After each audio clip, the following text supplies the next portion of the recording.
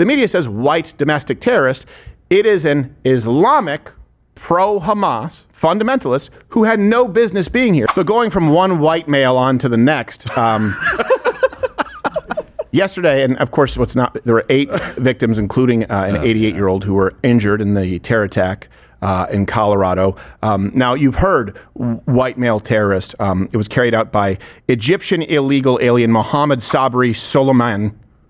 Just to be clear, he attacked a weekly event organized by a group the group is called Run for Their Lives, which honestly, little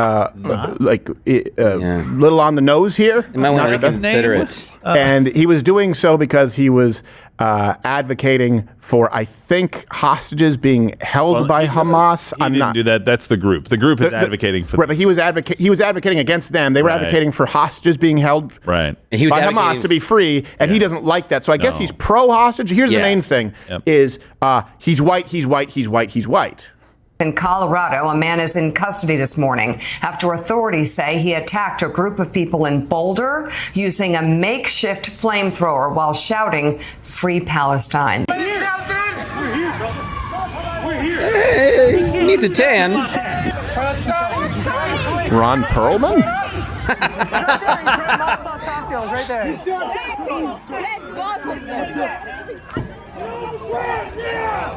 Quick, attack him with 1 gram of pressure. Yeah, why isn't any of the men there doing something? Oh,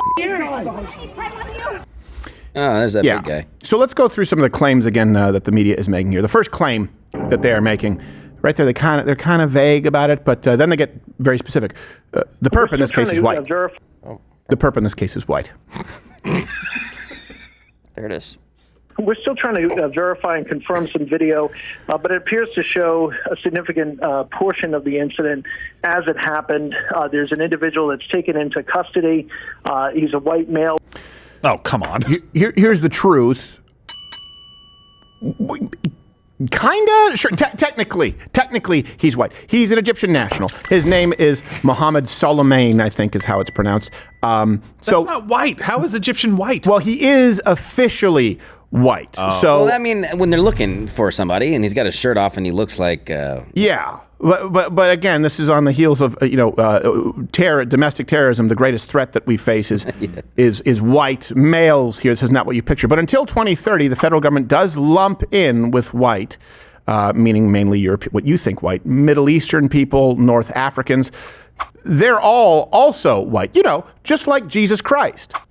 Yeah, we think of wow, yeah, or even Christ and the dudes. We're talking about North African or Middle Eastern, white as the driven holiest of prophets, death be upon him, Muhammad. You guys are such pussies. Come on, we're not allowed to show it. Oh, apparently, it was Muhammad in bed with children, as he actually did. So I guess I can understand why we may not want to. Here's the really important part, though. This was a migrant who had overstayed. So an illegal alien, let's call it that. Yeah. Let me give you the timeline. August 27th, 2022, he came on a 6-month tourist visa under Biden. September 9th, 2022, he filed an asylum claim. Then in March 29th, I believe, of 2023, he was granted a work authorization permit. It expired this March, and he was still here. And he went out and he injured, over 6 people. So the media says white domestic terrorist. It is an Islamic pro-Hamas fundamentalist who had no business being here. And keep in mind, this is not that unique. There have been many terrorists who've been caught sneaking into this country under Biden's open border policy. So the total under Biden was about 392 that we know about. Under Donald Trump's first term, 14. So this was a conscious effort on the Biden administration's behalf to not to bring in terrorists, but to make sure that we had a porous border and visa system. Just another man that shouldn't have been here. Shouldn't have been here. That should be the news story right now. A man who overstayed. By the way, asylum? From Egypt is an asylum claiming country, right? You can't claim asylum. I mean, I know their government's controlled by their military, but that's not a... I doubt that we are the nearest nation to Egypt. Well, certainly we're not. Yeah. I would imagine. And here's the thing. But he came on a tourist visa. I know. But he came, he saw the sites a little bit. And then he just He's switched. I kind of want to stay. I'm actually being persecuted. What do you think happens with the administration? They're going, okay, we guarantee ourselves a voter. That's what it is. We guarantee. Let's get them on the path, and we eventually have a voter. Idiots. And by the way, in response to a post from Stephen Miller about this terrorist attack, just to sort of encapsulate this, the All In podcast, the person there, Jason, is it Callisons is how it's pronounced? I think so, yeah. I've only ever read it. Yep. He responded with this. He said, number one, no illegal immigration, obviously. Number two, lots of skilled and highly vetted recruitment, obviously. That's how America wins and what all intelligent individuals believe. What? Xenophobia and open borders are obviously the wrong strategy and are championed by politicians looking to pander to low IQ voters. Let me ask you this. Right? Okay, let's bring in a bunch of people. Why? Why? Answer this question. Why? Why should we bring in a bunch of people? Comment. And let me ask you a very specific question. What does Mohamed Soliman here bring to the table, the United States? Yeah. Even if he was legal, he wasn't, it expired. Why should we bring him in? And what does he offer the country? We know the potential downside, and I get it. You'll say these are very rare instances. Okay, let's assume that all of that is true. Why does he have the right to come here?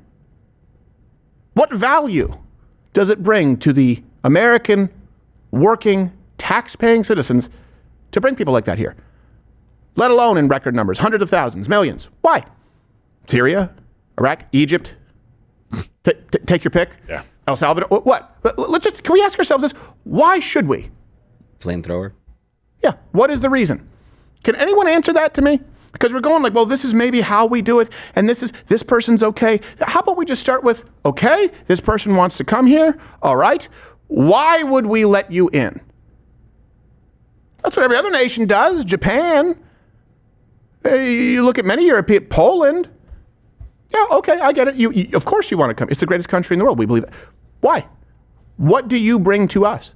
And in this instance where you say, hey, these people could be really skilled, even there, okay, why aren't our workers really skilled? Why would we want to replace people who are already here, who are in our system, who have roots here? Why don't we just train our own citizens? Yeah. Jason's on that same H-1B visa India train that a lot of other people are on, Yes. saying, we have to bring more of those people. No, we don't. No thanks. Sorry, we just don't. It's just not going to be a thing. Yeah, and I can tell you why not. You just saw it. Terrorist attack. You saw it, costing $150 to $250 billion to the taxpayer every single year. Actually, some numbers are as high as $400 billion to the taxpayers every year. So I can tell you what, it costs a lot of money. They don't contribute. They displace American workers, American jobs. There's a lot of violence that is directly correlated to having open borders, to having higher levels of migrants from countries that are more crime-ridden. I can give you a bunch of reasons why not. Can you give me any reason as to why? And the only one that you have uncapped H-1Bs because these people are skilled, I already have an answer. Let's make our workers skilled. Done. Anyone give me a why? YouTube's is something you're not allowed to say according to the guidelines. I was quoting the guidelines. I'm glad you're still here. It means you watched this video all the way through. Oh, it says here that Rumble, where you can go follow my channel, lets you say pretty much anything, provided it's not illegal. That reminds me of, what does it remind me of? Oh, yeah, YouTube, pre-2015. Go on and follow me there. I'm live, 11 a.m. Eastern, weekdays. Don't call YouTube a. Oh, it's just a different way of saying it's.